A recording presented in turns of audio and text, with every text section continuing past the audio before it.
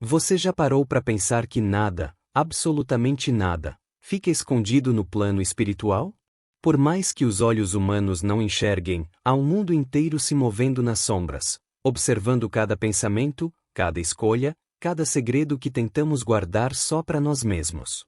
Hoje, com a sabedoria tocante de Maíse Braga, vamos mergulhar em um dos temas mais arrepiantes da espiritualidade: o oculto. O que os antigos egípcios sabiam sobre a vida após a morte? Por que há forças invisíveis tentando nos desequilibrar, justo quando tentamos melhorar? O que acontece com os nossos segredos quando desencarnamos? Você vai ouvir histórias reais de obsessões, vícios espirituais, influências ocultas e presenças que rondam nossas casas, muitas vezes sem que a gente perceba. Mas calma! Essa mensagem não é para assustar. É para despertar. Porque entender o oculto é entender a si mesmo. Assista até o fim. Essa reflexão pode abrir os seus olhos para verdades que estavam adormecidas dentro de você. E se tocar seu coração, se inscreva e comente aqui embaixo. Meninos, conforme havíamos combinado da última vez, vamos falar hoje sobre o oculto.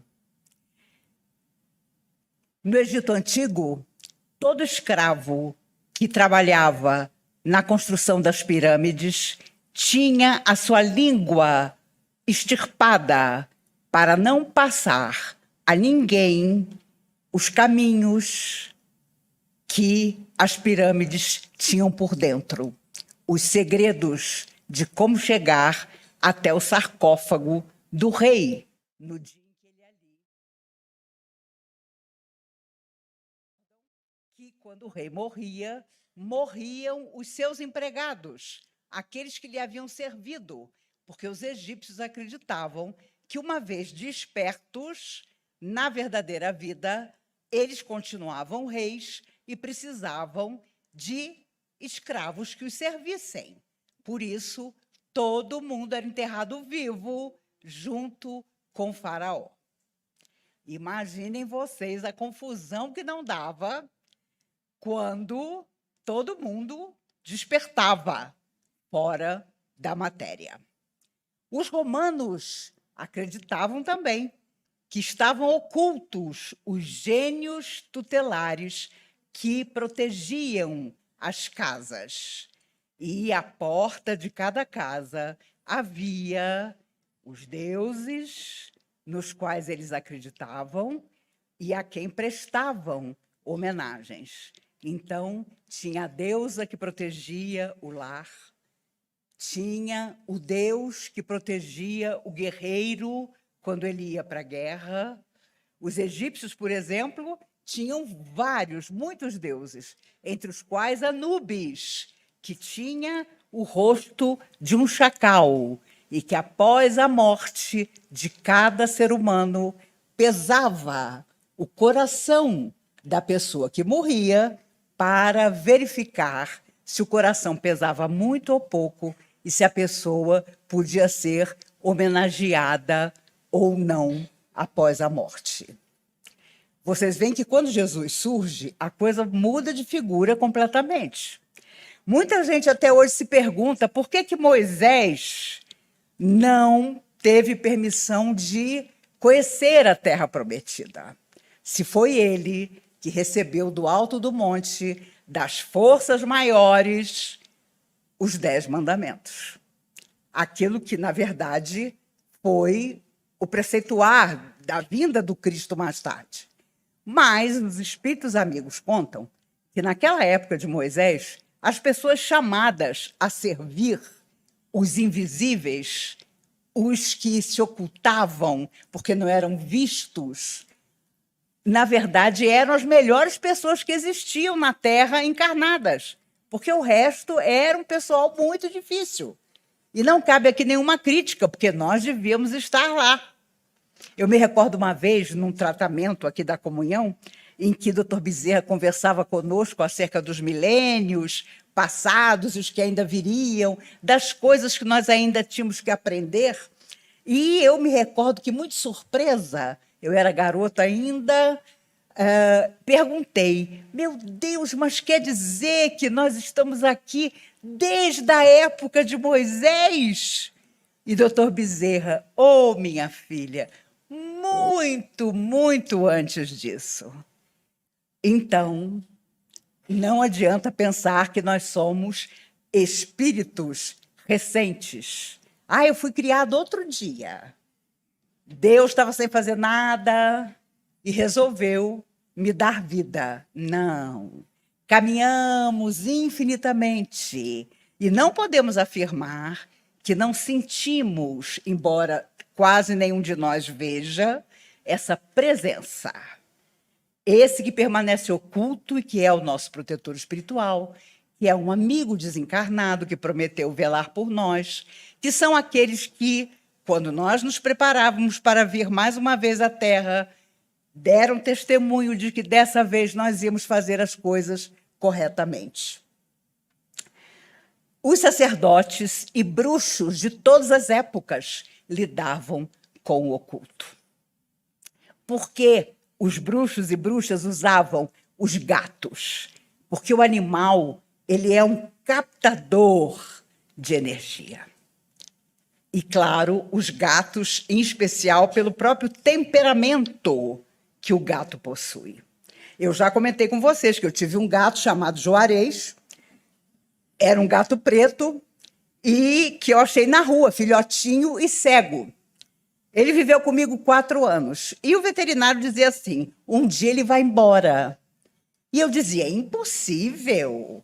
Ele nunca vai embora, porque ele vai ser grato ao fato de eu ter tirado ele da rua filhotinho. Quando ele tinha 4 anos, ele pulou a janela e foi embora. Eu descobri que os homens não são nem um pouco apegados ao sentimento. Eles podem se apaixonar por você, mas desapaixonam rápido. Essa é que é a verdade. Mas os bruxos sabiam que os gatos, principalmente, não precisava ser gato preto, não, usavam a própria energia para sintonizar com as outras energias. Então, obviamente, o gato era o símbolo, sim, da bruxa, do bruxo. Os sacerdotes da Grécia Antiga eram verdadeiras pitonisas.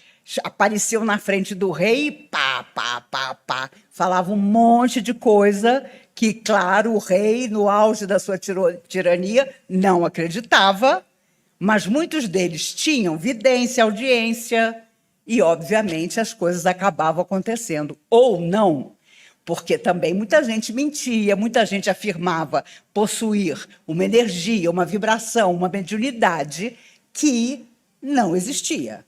E isso acontece até hoje.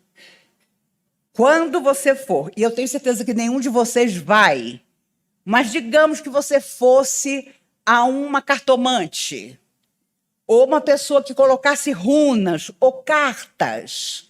Se você entrar no lugar onde a pessoa atende e tiver uma cortina de veludo, um lustre enorme, umas luzes fosforicantes, pode saber que mediunidade não tem nenhuma.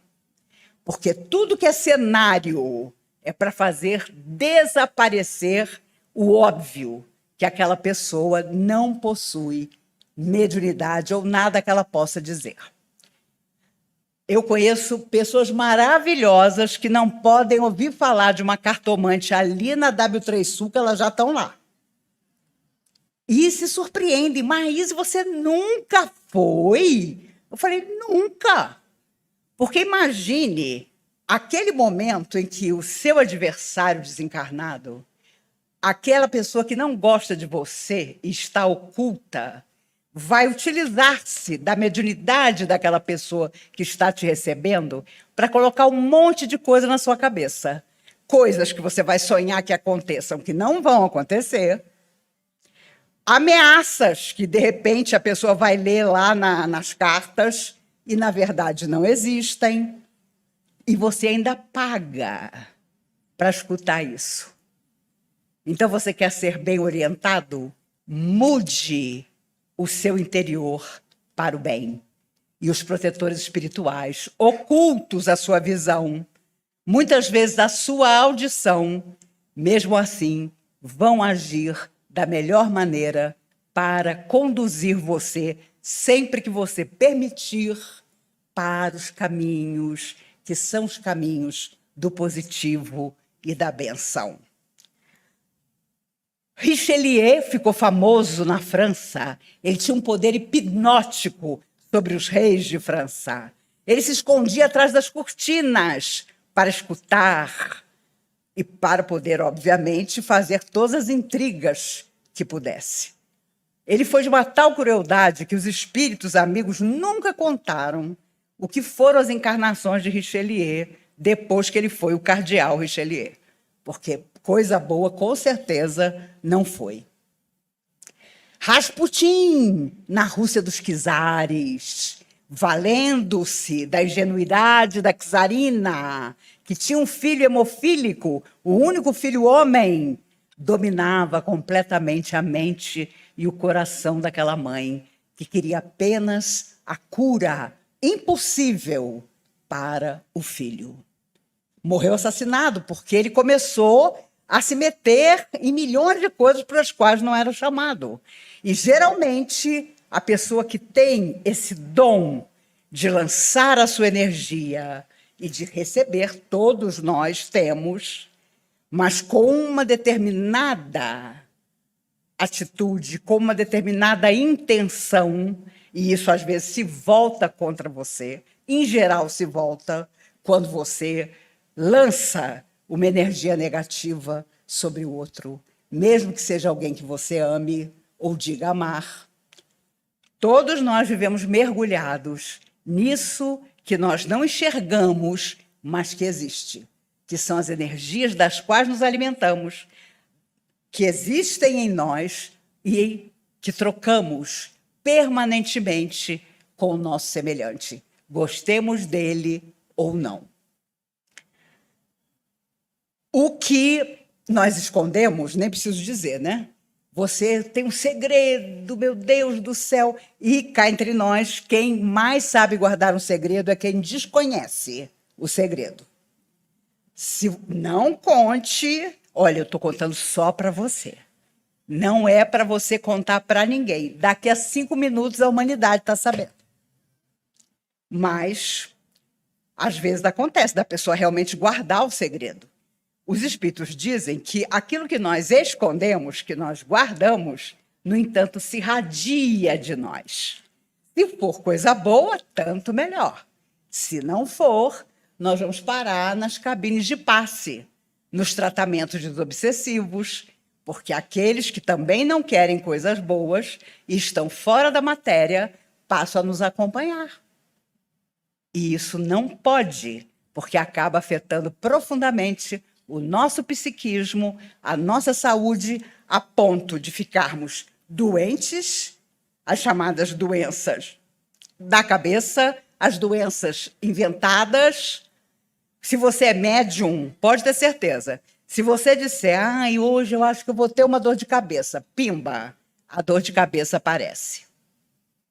Quando eu tinha 11 anos, na porta do Colégio Casebi, eu ficava esperando a condução para voltar para casa, e os meus colegas adoravam conversar comigo. E diziam assim, nossa, eu gosto de conversar com você porque eu estava com uma enxaqueca e passou. Adivinha para quem que passava? Até você descobrir que aquilo é mediunidade, é troca. A pessoa lança sobre você energia, leva a sua e você fica com a dela. Por isso existem os tratamentos de passe, quando você vai deixar as energias que você acumulou em semanas difíceis, no relacionamento difícil, dentro da cabine. Agora, não adianta você sentar na frente do médium e pensar, o que eu vou fazer para o almoço amanhã? O que eu vou tirar do freezer? Não tem nada a ver. Os espíritos vão até querer te ajudar, mas não vão conseguir. Porque o seu pensamento não está ligado àquelas vibrações que são invisíveis, mas que estão ali, fortes, para tirar de você, como se fosse um banho que vai craquelar toda aquela energia, e aquilo cai como se fosse um vidro quebrado, e inundar você das coisas positivas.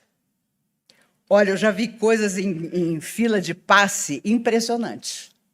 Por exemplo, tinha gente antigamente que contava as cadeiras quando a porta abria para cair em determinado médium.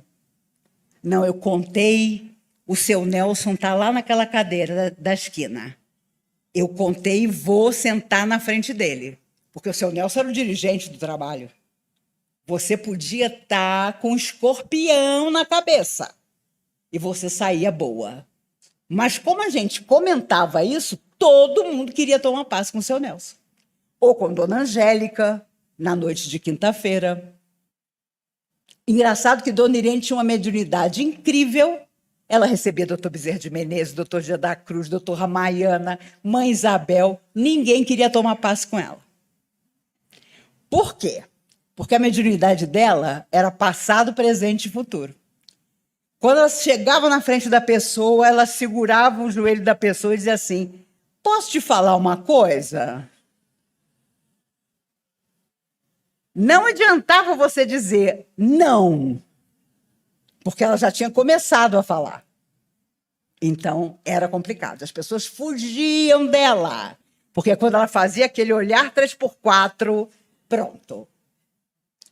Meu pai foi um fumante inveterado a vida toda. E ela olhava para ele e ele dizia assim: o que a senhora está olhando? E ela dizia: eu não estou olhando o senhor, não. A senhora não está me olhando? Não, eu estou olhando os invisíveis que fumam com o senhor. Nem assim meu pai parou de fumar. As pessoas que têm vícios podem ter certeza. O oculto está com ela. É por isso que é tão difícil parar de fumar, parar de beber, porque não é só você. É a turma do deixa disso, como eu chamo. Você resolveu que você agora vai parar de beber. E a turma do deixa disso, que bobagem. Um copinho só não faz mal. Do copinho você vai para o segundo copinho e por aí você vai. Por isso é tão complicado. A decisão tem que ser absoluta. Eu não quero mais isto, porque eu sei que isto vai acabar me levando à morte.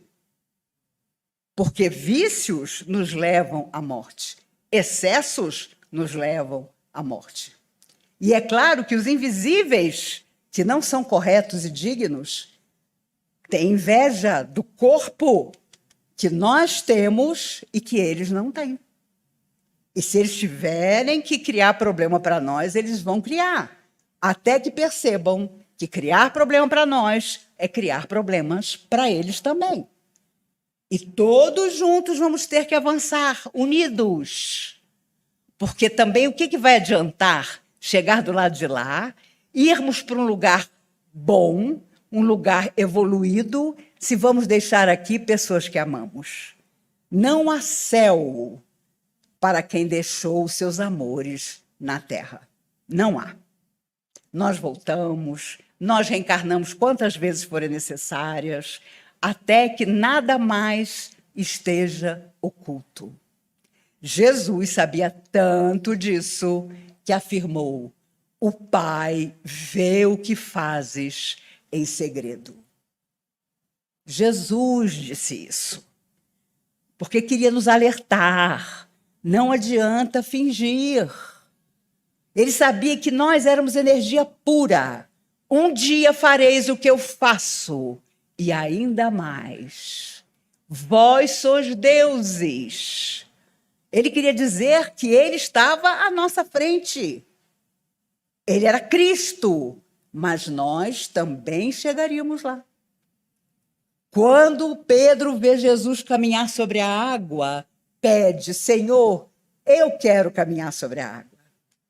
E Jesus estende o braço e diz: vem. E Pedro sai da barca e começa a caminhar na água. Agora, é claro que no meio do caminho, Pedro pensou: o que eu estou fazendo caminhando na água? E começou a afundar. E Jesus o segurou e disse: homem de pouca fé, por que duvidaste? Por que duvidaste? Se ele não tivesse duvidado, ele teria caminhado até abraçar Jesus no meio do mar. Mas não conseguiu. Um dia Jesus perguntou: o que dizem que eu sou? E Mateus disse: uns dizem que és um bruxo. O outro: uns dizem que és o demônio. O outro: todos desconfiam de ti, mestre. E vocês, o que pensam que eu sou? E Pedro afirmou emocionado: eu sei quem és. És o Cristo, Filho de Deus vivo. Pedro era o mais velho. Observava Jesus o tempo todo. E Jesus então diz: Pedro, tu és pedra, sobre essa pedra eu edificarei o meu reino. Porque Pedro foi o primeiro a perceber que todos eles estavam muito distantes de entender o que era Jesus. Jesus alertou infinitas vezes: Senhor, por que nós não curamos? Senhor, por que nós não expulsamos os demônios? Por causa da vossa pouca fé. Se tiveres a fé do tamanho de um grão de mostarda, direis essa montanha: passa daqui para lá, e nada vos será impossível. A montanha a que Jesus se referia, obviamente, era a montanha das nossas dificuldades. As prisões mentais do nosso passado nos atingem e muitas vezes surgem através de pesadelos. Já aconteceu de você sonhar que alguém está correndo atrás de você? E você corre, corre, corre e a pessoa quase te alcança, e quando ela vai te alcançar, alguma coisa acontece que te traz de volta para o corpo e você acorda. Há muitos anos atrás, uma moça veio à comunhão. Ela havia descoberto que o marido tinha uma outra pessoa. E o que começou a acontecer? Ela ficou tão desgostosa que quando ela saía do corpo nas horas de sono, ela saía correndo e não queria mais voltar para acordar de manhã. E é claro, as almas sofredoras corriam atrás dela. Então foi preciso um tratamento desobsessivo, foi preciso que o esposo também fizesse, foi preciso que eles se entendessem, porque havia um risco, segundo os amigos espirituais, dela ser desligada do corpo físico por almas intensamente sofredoras e inteligentíssimas que queriam afetá-la desta forma, porque ela tinha perdido a alegria de viver, porque tinha descoberto que o esposo tinha uma outra pessoa na vida dele. Pelo amor de Deus, meninas, você descobriu qualquer coisa do seu marido? Não saia correndo na hora do sono, entendeu? Que bobagem! Divórcio hoje em dia existe para isso. Não seja boba. Ou então você pega e compra o batom mais caro que você encontrar. Como diz Nani People, uma mulher sem batom é uma mulher sem destino. Você coloca o batom, ele vai ficar pasmo com aquele batom maravilhoso em você e você vai fazer aquele ar indiferente. Juro por Deus, o homem aguenta tudo, indiferença nunca. Eles morrem por uma mulher indiferente. Então, acontece sempre de nós reencontrarmos o nosso passado. Muitas vezes, alguém que nos aprisionou e que nós vamos rever. Muitas vezes nos unimos àquela pessoa. E os espíritos comentam uma coisa nos livros de André Luiz comenta isso, que há pessoas que, mal chegada à idade adulta, dá uma coisa na pessoa de querer casar, de querer ter filho, e o pai e a mãe dizem, meu filho, você é muito novo. Não, mas eu quero, eu preciso casar, ter filho. Os livros do André Luiz são de 1944 a 57. Eu dei um desconto, porque hoje eu não conheço ninguém que diga eu quero casar, eu quero ter filho. Mas, naquela época que ele psicografou os livros, parece que isso era comum. E ele narra no livro Entre a Terra e o Céu que há pessoas que saem tão compromissadas no mundo espiritual para gerar filhos que elas querem, de qualquer maneira, ter filhos, porque elas vão trazer para junto delas os compromissos do passado na figura dos filhos que terão. Mas, gente, isso não é para você chegar em casa e dizer para o seu filho que está noivo, vamos rever o seu noivado. Eu estou achando você muito empolgado. Vai que vem algum neto meu que é um capiroto, mistura de capeta com garoto. Então, vamos com calma. Não. Mas, naquela época, durante a Segunda Grande Guerra, ele começou a psicografar através do Chico e conta isso, que há pessoas que se afligem mesmo, que se afligiam para formar uma família, porque sabiam dos compromissos que tinham para formar a família, para receber crianças como suas filhas. Por que os criminosos que nunca foram descobertos, na verdade, acabam se entregando?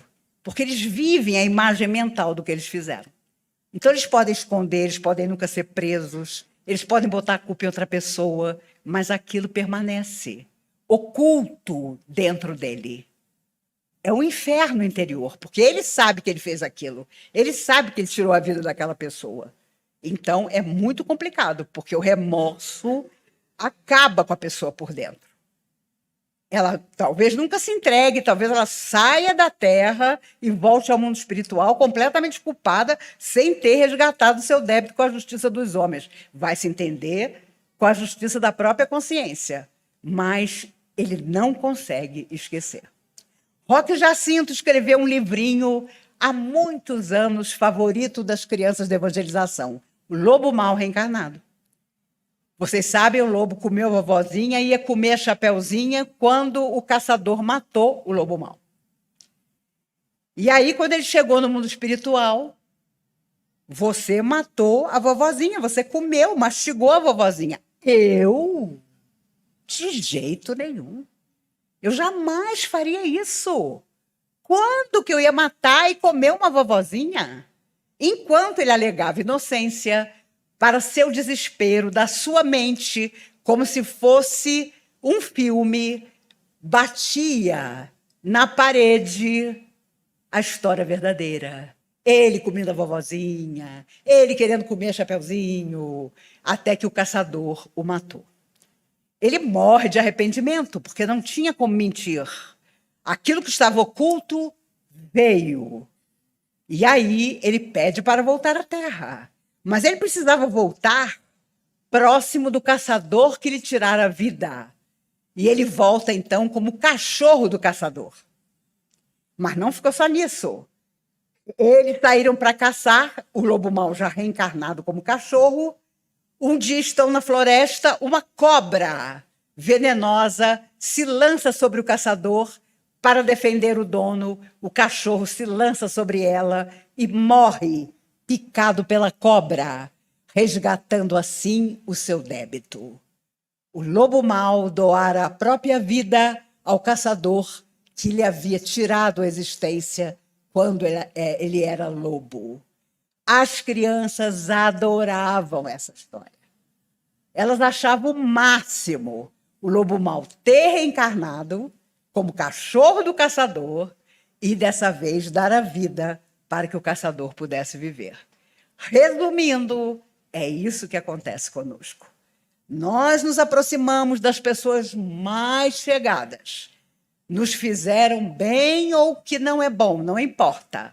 Nós temos que encontrá-las novamente, para dessa vez ressarcir os nossos débitos e iluminar de amor a nossa relação com essas pessoas.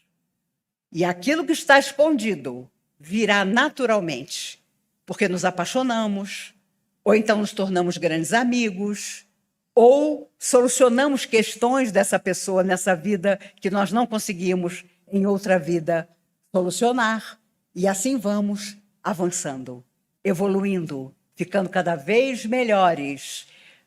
Nada há oculto que não venha a ser descoberto. Por isso, volta e meia, a humanidade recebe os grandes pensadores, os grandes filósofos, os grandes cientistas, como Einstein, para nos dizer das maravilhas que existem no universo, e um dia nada mais estará oculto para nós. Nós saberemos tudo, e o processo evolutivo terá nos alcançado, enfim, estaremos perfeitos. E o que nós vamos fazer perfeitos? Nós vamos ajudar aqueles que ainda não forem perfeitos. Por isso, há muita coisa para se fazer ainda. Nós mal começamos. Como diz José Grosso, só ontem a noção do belo e do verdadeiro chegou ao nosso coração. Ainda há muitas vidas a viver, há muitos planetas a habitar, há muita coisa oculta de nós mesmos que nós vamos colocar para fora, deslindar, embelezar, enobrecer, e então vamos avançar sempre. Nem preciso dizer que foi por isso que Jesus afirmou: a cada um segundo suas obras. Porque aquilo que nós sonhamos, um dia virá. Se não nessa vida, numa outra. Aquilo que nós mentalizamos, desejamos para o outro, retornará para nós. Se for bom, tanto melhor. Se não for, o problema vai permanecer conosco. Vocês devem se lembrar de uma história que aconteceu com o Chico quando ele era bem pequeno e morava com a madrinha. O primo dele, que era uma pessoa dificílima, surgiu com uma ferida na perna horrível. E a madrinha do Chico, que era uma pessoa difícil, escutou uma vizinha dizer: ué, o Chico não diz que vê quem já morreu? O Chico não diz que cura? O Chico não falava nada disso. Ele dizia, sim, que via quem já tinha morrido, mas que curava, não. Põe o Chico para lamber a ferida, que o Chico vai ficar, que o menino vai ficar bom logo. E aí, a madrinha disse: a partir de amanhã, todo dia de manhã, você vai lamber a ferida do seu primo. Vamos ver se você cura de verdade. E o Chico ficou enojado. Ele tinha 8 anos. Aparece Dona Maria João de Deus, mãe do Chico já desencarnada. Meu filho, obedeça a sua madrinha. Ela é tão boa, só a mãe do Chico achava a madrinha boa. Obedeça. Mas, mãe, é uma ferida aberta, sanguinolenta. Não tem problema. Eu vou colocar a minha mão entre a sua boca e a ferida. Você não vai sentir nada, meu filho. Beije a minha mão. Olhe e veja a minha mão entre a sua boca e a ferida do seu primo. E nem preciso dizer a vocês que 1 semana depois, a ferida fechou completamente e a perna ficou curada. E toda a vizinhança com o olho desse tamanho. Porque, obviamente, a língua do Chico tinha poder. Mas não era simplesmente a língua dele. Era a mão da mãe do Chico ali, oculta, trazendo toda a energia necessária. Aquele menino que não merecia. Porque ele fazia xixi na cama e de manhã dizia que o Chico é que tinha feito xixi. Só para dar uma ideia para vocês da perfeição que o garoto era.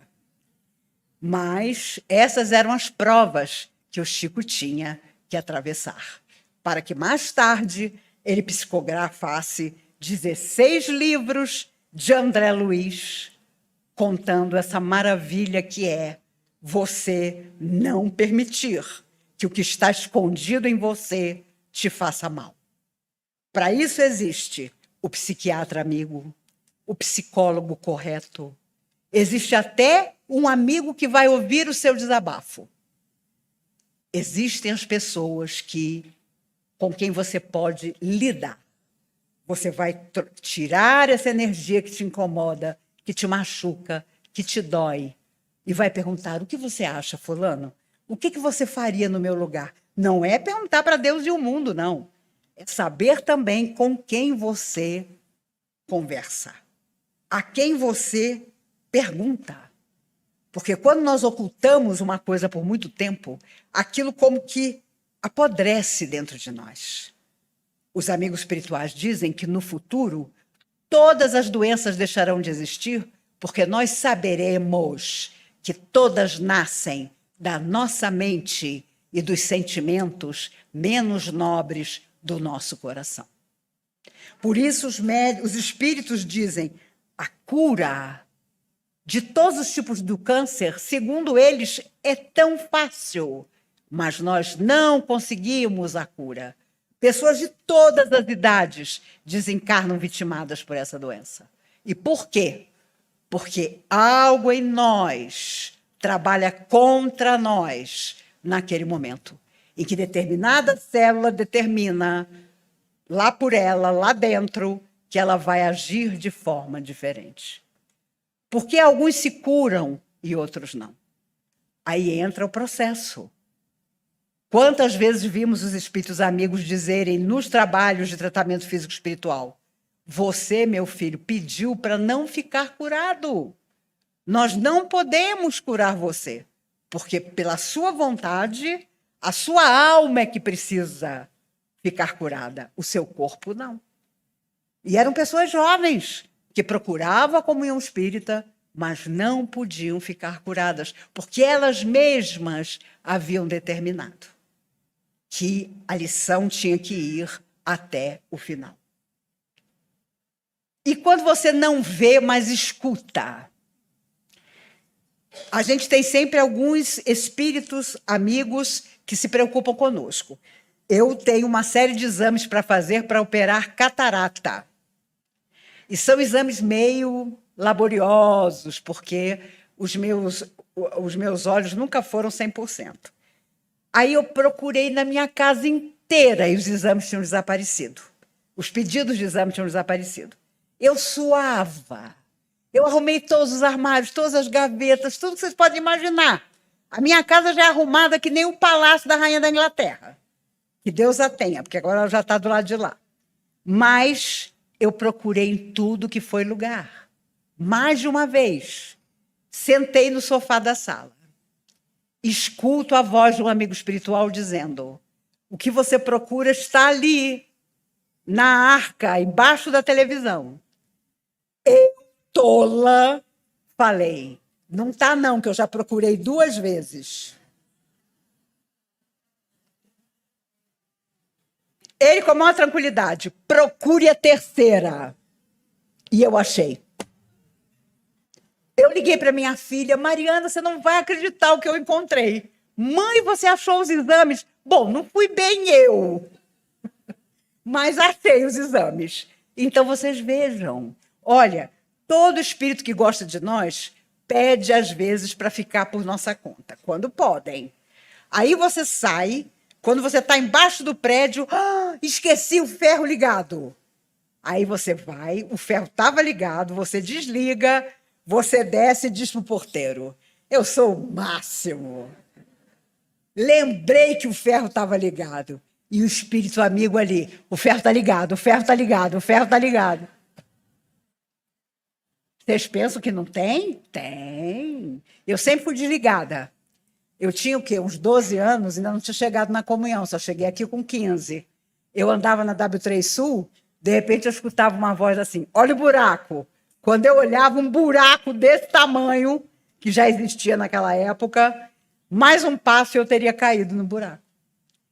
Ora, você escuta uma voz, você olha para os lados, não tem ninguém, ou você é doida, né? Ou você está escutando um espírito amigo, oculto à sua visão, mas a sua audiência funcionando. Quando você vê, você imediatamente escuta. Mas às vezes você escuta sem ver. E pode acreditar. Você, se for bom conselho, siga. Nada é acaso. Quem está oculto, quando se manifesta, é para fazer o melhor que ele puder por você. Uma vez voltando de uma palestra aqui, no sábado, quando eu abri a porta da minha casa, havia um espírito sofredor na sala. Ele virou-se para mim e disse: você acredita que esses espíritos que tomam conta da sua casa me disseram que eu não posso morar com você?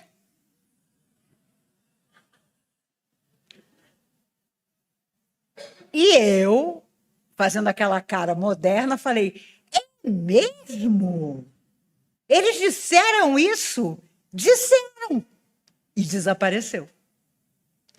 Mas quando você, aqui entre nós, não tem o hábito de orar, pelo menos uma vez por dia: Senhor, que as forças do bem estejam comigo. Protege a minha casa, porque a minha casa é o meu alicerce. Quantos não têm casa? Todo dia, quando eu sento para tomar café, eu amo café. Eu penso em todas as pessoas que estão nas ruas e que dariam tudo por uma xícara de café. Será que a gente dá valor quando a gente senta?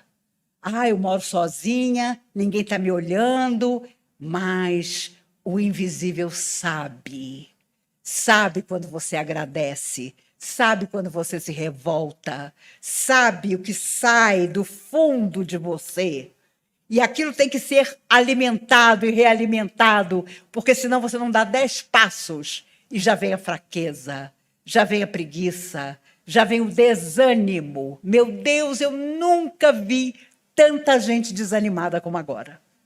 O que é isso? A vida mal começou para nós. A vida que vale a pena viver mal começou para nós. E nós estamos desanimados? Não, esse ano mal começou. Ainda que traga lutas, não importa, porque lutas são para serem vencidas. A única coisa que nos perguntarão um dia é o que foi que nós deixamos no coração do outro.